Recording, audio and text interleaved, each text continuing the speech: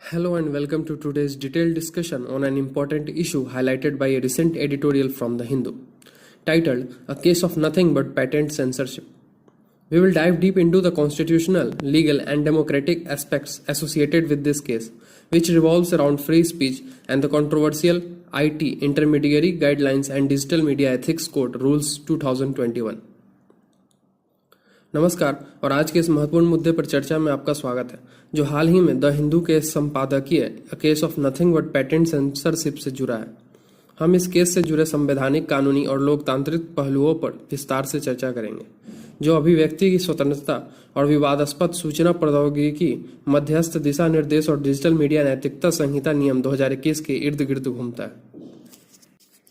Now that we have set the stage for today's discussion, let's first understand the background and the context of the case in the article. What led to this critical ruling and why is it so important for our constitutional freedoms? अब जब हमने आज की चर्चा की नींव रख दी है, तो चलिए पहले इस मामले में की पृष्ठभूमि और संदर्भ को समझते हैं। इस महत्वपूर्ण फैसले का आधार क्या है और ये हमारे संवैधानिक अधिकारों के लिए इतना महत्वपूर्ण क्यों है? On September 20, 2024, Justice A.S. Chandurkar of the Bombay High Court ruled in defense of free speech, declaring unconstitutional an amendment to the Information Technology, Intermediary Guidelines and Digital Media Ethics Code Rules 2021, commonly known as the 2021 IT Rules. This law was designed to give the Union government power to regulate digital intermediaries like social media platforms, news aggregators, and more, essentially creating an Orwellian scenario where the government could censor content.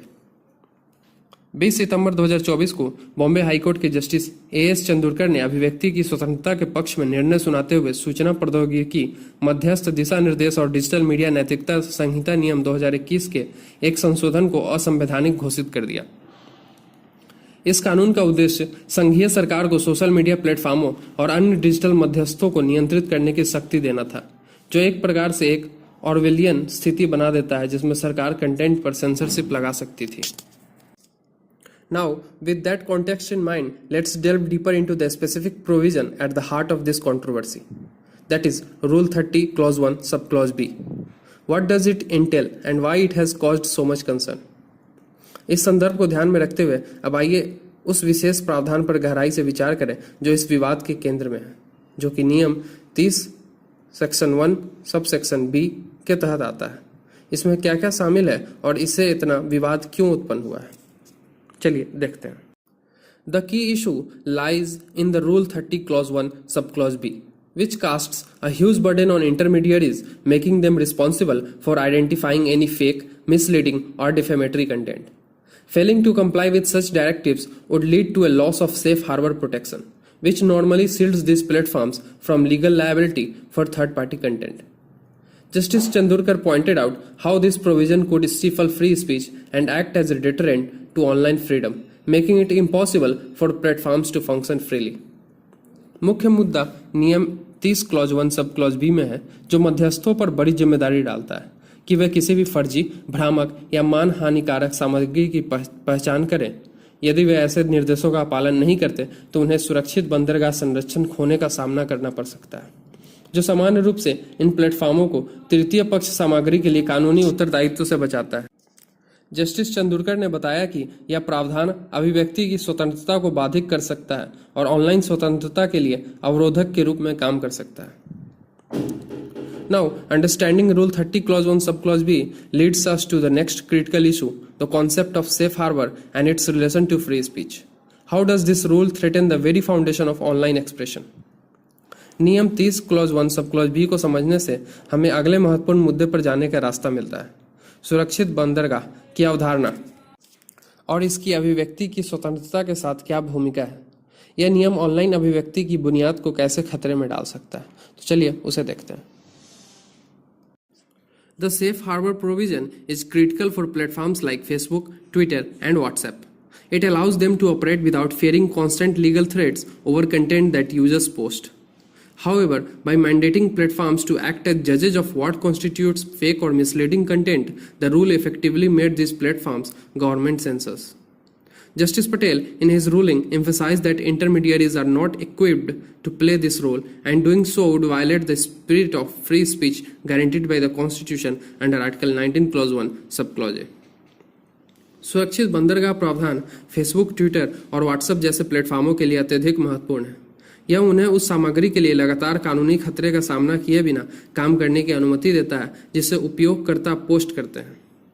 हालांकि जब इन प्लेटफॉर्मों को झूठी या भ्रामक सामग्री का न्यायाधीश बनने के लिए कहा जाता है तो यह नियम उन्हें सरकारी सेंसर के रूप में कार्य करने के लिए मजबूर करता है।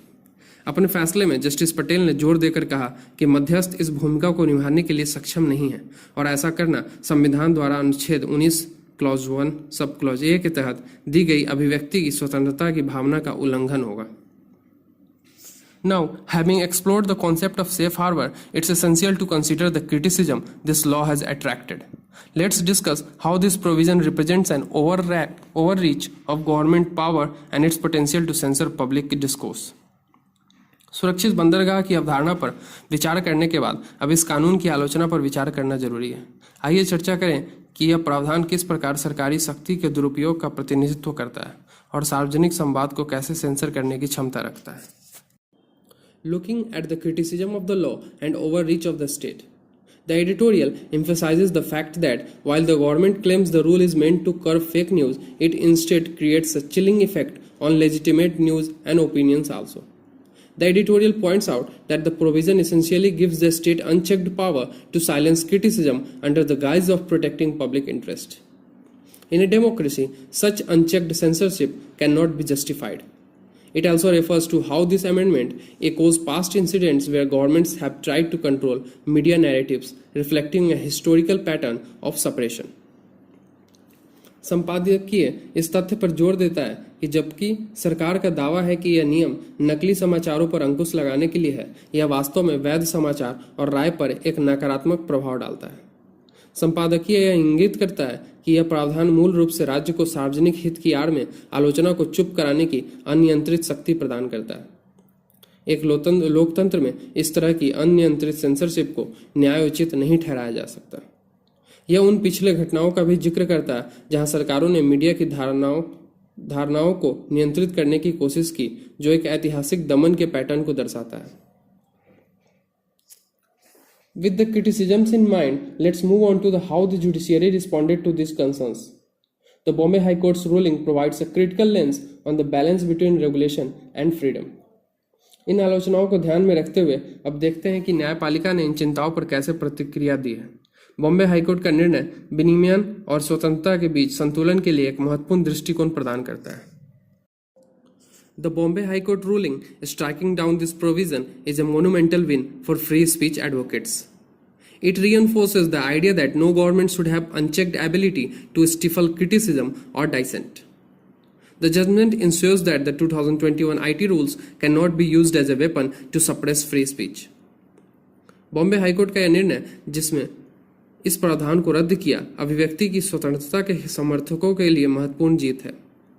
यह इस विचार को पुनः स्थापित करता है कि किसी भी सरकार को आलोचना या असहमति को दबाने की असीमित शक्ति नहीं होनी चाहिए।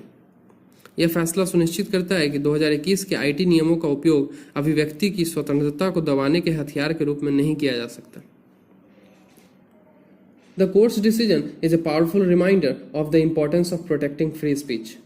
Let's conclude by reflecting on what this ruling means for the future of online expression and democracy in India.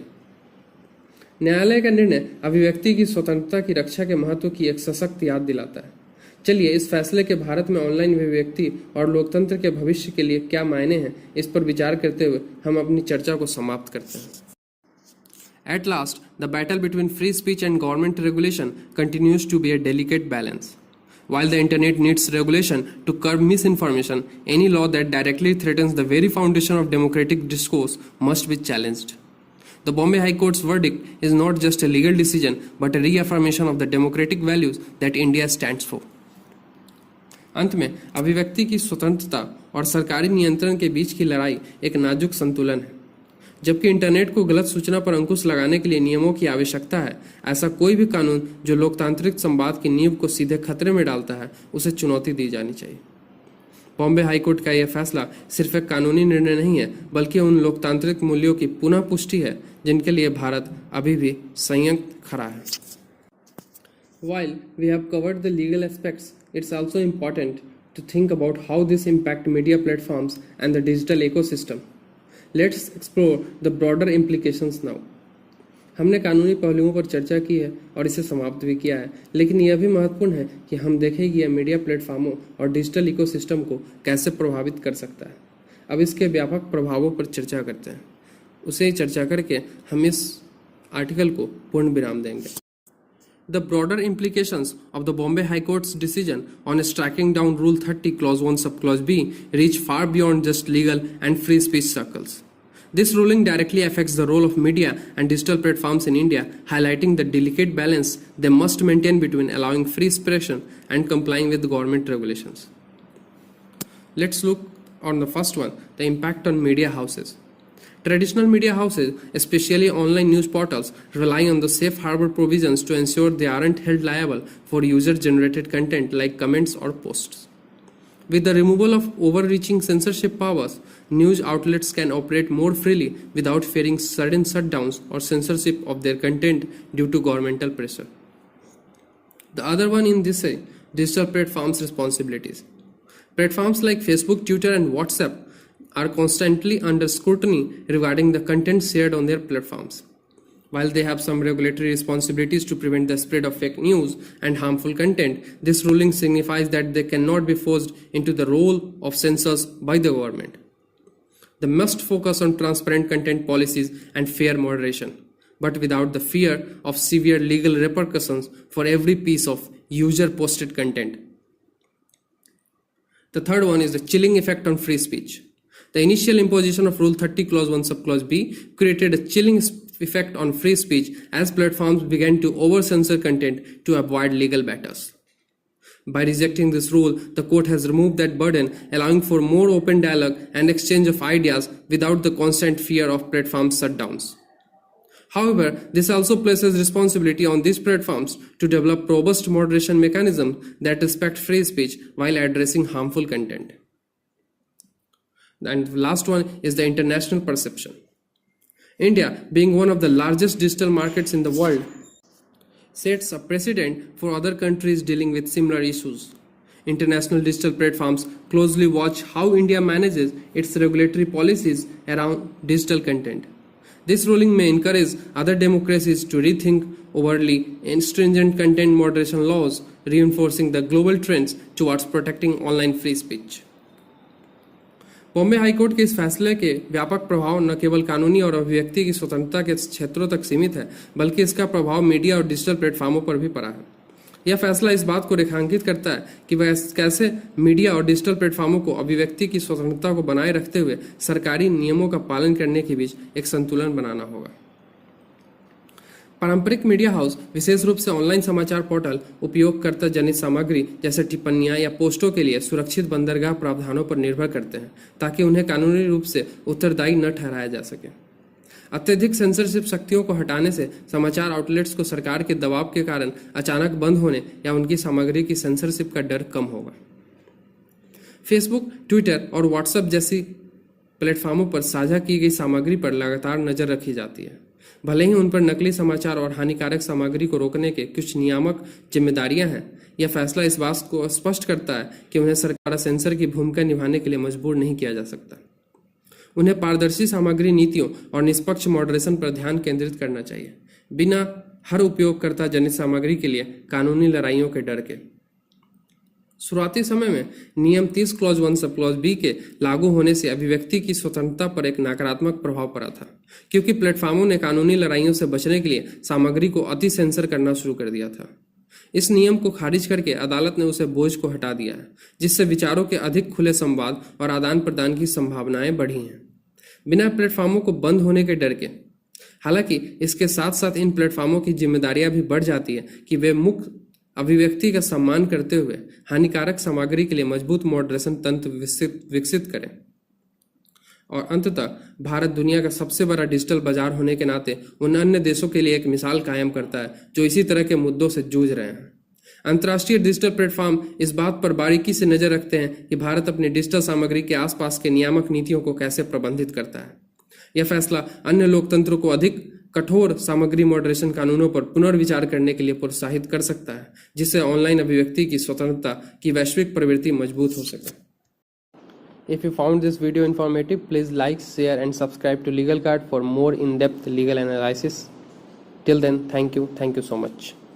अगर आपको ये वीडियो अच्छा लगा तो प्लीज़ लाइक करें, शेयर करें और लीगल कार्ड को सब्सक्राइब करें ताकि हम ऐसे ही आपके लिए आगे से वीडियो लाते रहें। तब तक के लिए शुक्रिया।